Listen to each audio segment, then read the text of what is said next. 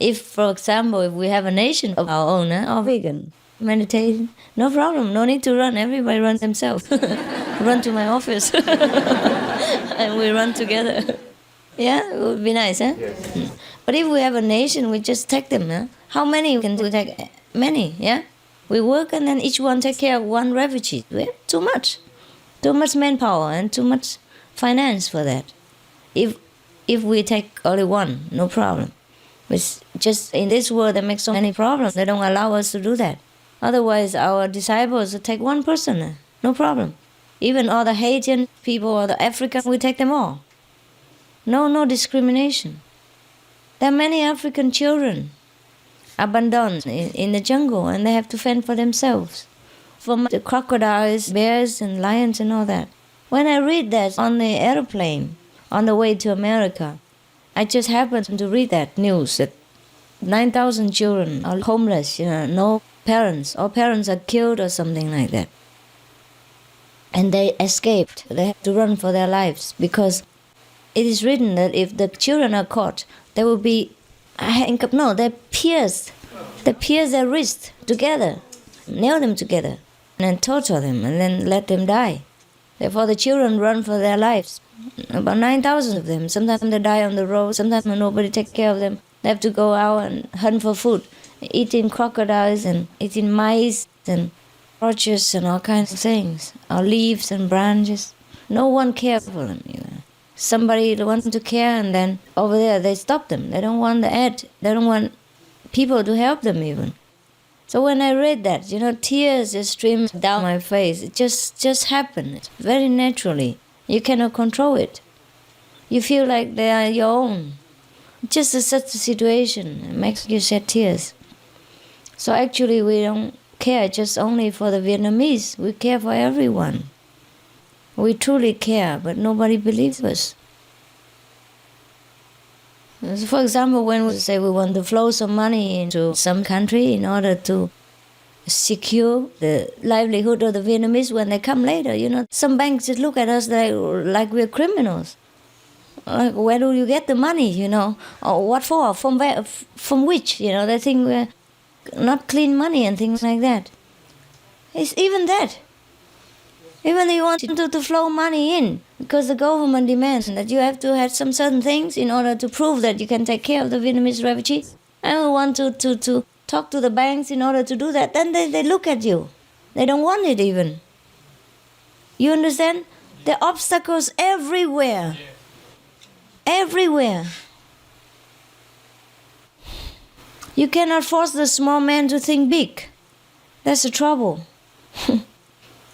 And the world is full of small men, small-minded people, and they cannot believe they are big people.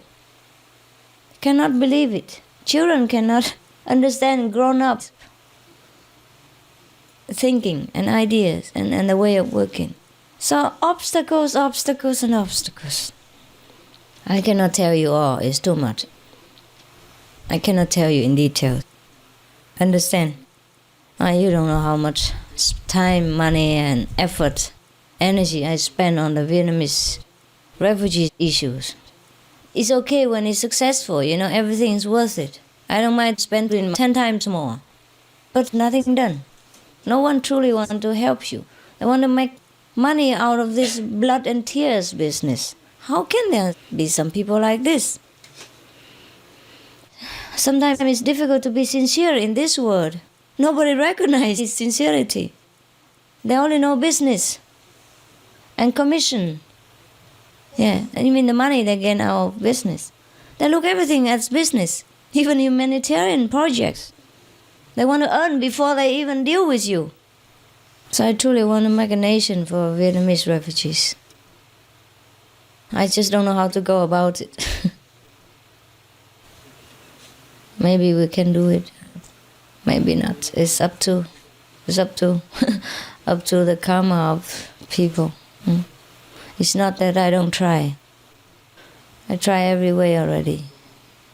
Even when I went to Miami, my sister was living there. I didn't even have time to see her. And I didn't want to see her also, because I didn't want to leak out my work at that time. Understand? If she knows, everybody else knows. If I walk around, all the disciples would see me. Understand? And then they would come and ask and make trouble, make noise. I haven't seen her for 25 years. She just flew in from Vietnam. I haven't seen her for 25 years, since Vietnam. And even then, I didn't go to see her, just because I had to do my job first. The interest of the people comes first. Just to let you know that I've done all my best, even sacrificed everything, including myself. You know, sometimes when I went over there, and in some other places, I cannot tell you at the moment, in some other neighboring nation, yeah, outside the United States. And because of the time changing, you know, I had no time to rest all day long. I was supposed to sleep in the daytime, because in Taiwan it's night. But then I had no time to sleep, because in the daytime I have to talk to the political leaders and the brokers. The leaders brokers. Yeah, understand? And the refugees brokers, humanitarian project brokers, all this. Many brokers. I just discovered there are such brokers. I didn't know that they exist. I thought they are land brokers, real estate brokers, bank brokers. I never knew political heads brokers before. I know now. So, anyhow. So in the daytime I have to talk to them, you understand? Talk to them. So at night time, sometimes I was just so tired, wanted to sleep, but then there are other meetings. You understand? And it's so difficult to crawl out of bed, you know, when you just close your eyes. And it's so deep in samadhi, you know. It's so difficult to crawl out of it. So difficult, so difficult. I never knew it was so difficult like that before, because when you fly for 20 some hours and you have no rest at all and immediately go for meetings and you no time to rest, and then just close your eyes and fall into deep sleep, and then you have to crawl out of it. Oh, I tell you truly, I really crawl out of it, you know. Really, I could not stand up, crawl out and go in the bathroom and get cold water, you know, splash all over your body and shiver and turn all the lights that you can get on, you know, to wake yourself up. It's so difficult. It's really difficult. So actually, I have done all my best. If you're concerned about them, I am more concerned. But you know what it's like in this world. I truly want to make a nation for them because nothing else helps. I'm fed up seeing all these political leaders, brokers, and nothing done. You understand? Spend so much money just for nothing. So this is when I want to truly make a nation. I never thought about this before. I'm not interested in having a nation because I have the whole world. There's no interest. Huh? Too small. We have the whole world, we have the whole universe. Why tie yourself up in one corner? But it's just this time, you know, I feel pushed, I feel pressed to have nowhere to go. And the refugee issue is very, very, you know, pressing. And the Haitian people also. I heard that when they go back home, they're brutally treated. That's why they all run. They never ran before. It's not for economic reasons only. You understand? It's not for economic. I keep telling everybody like that because some Vietnamese people escape with a lot of diamonds and gold. They're so rich. They use gold to buy water to wash themselves in Thailand every day. That happened, and that you know also. Some of you know, huh? Yeah. When the water is so rare, they have to use gold to buy it, to bath. So it's not for economic reason that they come. So anyhow, I keep telling people, but they don't want to understand. They try to label them as economic immigrants so that they can bring them home. I understand their problem also. You understand what I mean? But for us, we understand the Vietnamese refugees. They're very, very desperate. Because the human psychology can only take so much.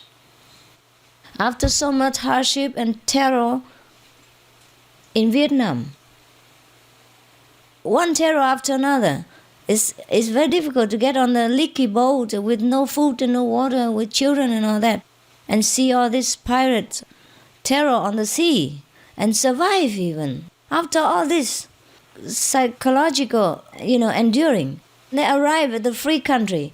And then they're put up in concentration camp and treated like criminal again, with no hope, no future, everyday pressure to be sent back home. You understand what I mean? The human psychology is not metal, it's not made out of wood and stone. I cannot bear it anymore. One day is equal to 10 years. I cannot bear it anymore. And that I feel, that's why I cannot bear it for them also. I'm very sensitive, I can feel what they feel. So you understand? Even if they go back to Vietnam, they will be treated nicely. Even suppose it to be like that.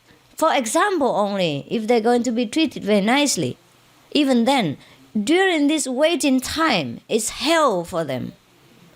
They are really pressing and breaking their psychological and enduring ability. That's why they broke down. And then the world just blames them. Only I understand. I never blame them for anything they do in the refugee camp. Because they just press together like chickens there. Even chickens, when they put them so tightly together in the cage, they bite each other. That's why the rising of chicken people, they cut their backs in order so that they don't bite each other even. Or they give them drugs so that they become like idiots and they don't even know how to bite. That's what it is, you know it, nah? You read in the newspapers and research, Even chickens cannot bear this condition. How would a human being bear it? And you don't know how they press together in such a hot and no trees and nothing, no air condition, no fan and nothing like in Hong Kong. They press together each one for 1 square meter or something like that, and 3 storage or 4 storage beds. Children and adults all sleep together like that day in, day out, and waiting in the sun to get some food, and the food is not tasty the way you want. And you have to endure that for years, months, and looking for freedom. I had no hope in the future even. Can you believe it? How would you believe? How can you bear it? If I was there, I'd go crazy too. It might happen like that. I'm not sure I can bear it. No one can. Therefore, I'm very pressured, in my heart. When I sleep, I think of them. When I eat, I think of them. When I walk, I think of them. When I talk to you, I think of them. When I meditate, I think of them. I cannot leave them. I cannot get them out of my head because of their feeling, desperate feeling. I put myself in their situation and I understand. That's why I run around the world, doing some things that you never know even that I'm doing. For them, for their sake. I don't talk to you about all I have done, just some of a bit, just 1% of those things. I don't mind to work, but when it's not successful, you feel tired and desperate and cornered. I was thinking I have to make a nation for them, make my own law, and bring how many people in as I want, anytime I want. Then we would have our airplane, have our own people. Just bring them in and then make them work, let them work, whatever work we have. And create jobs for them. We live together, maybe poorly at first, maybe not comfortably at first, but free and loved, living in love and dignity. I think they would understand and they would accept that. Yeah, even if I offer them little at the beginning, but they would accept that. They'd be happy to do that.